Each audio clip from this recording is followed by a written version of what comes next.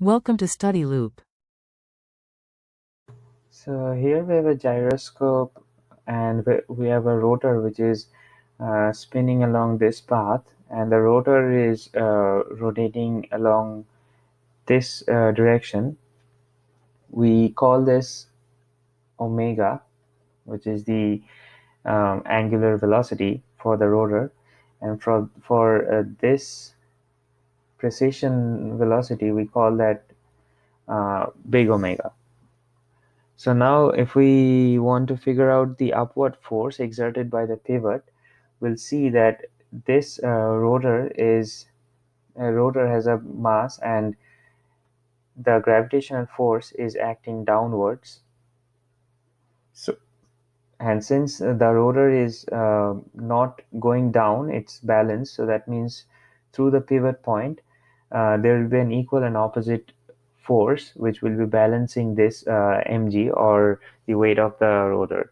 So that means the force acting on the pivot point will be, let's say, Fp, which is equal to the weight of the rotor, or let's call the total weight, which is 0.165 kg times 9.8 meter per second squared, which gives us 1.62 Newton. Now in part B, we need to find out this omega quantity right here. So we know that precession velocity, or precession angular velocity, omega, is equal to weight times r. R is the radius, divided by I over omega, where I is the moment of inertia.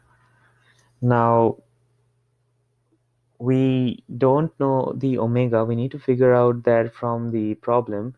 So in the problem, it says that the gyroscope is precessing in a horizontal plane at a rate of 1 rev in 2.2 seconds. So omega will be 2 pi radians per 2.2 seconds, which is 2.856 radians per second.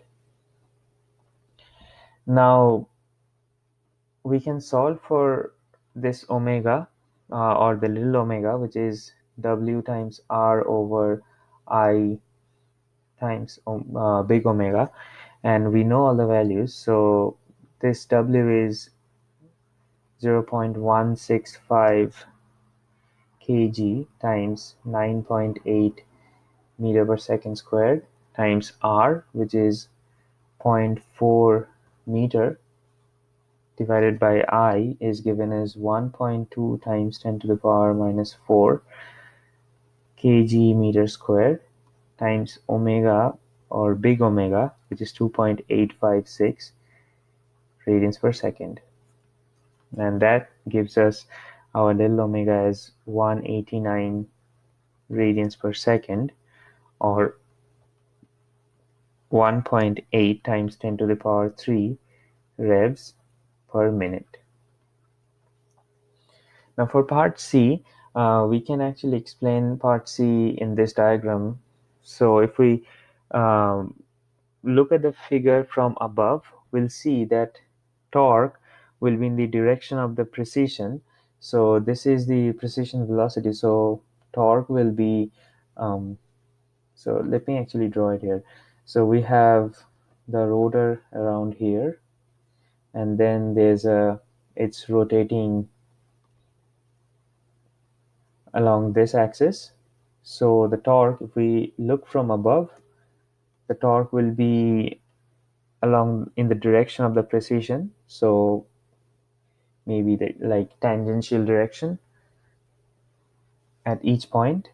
And then for L, this will be along the axis of the rotor away from the pivot point. So if this is the pivot point, then L will be directing this way. So this is torque, this is L, which will be away from the pivot point, and it will be along the axis of the rotor.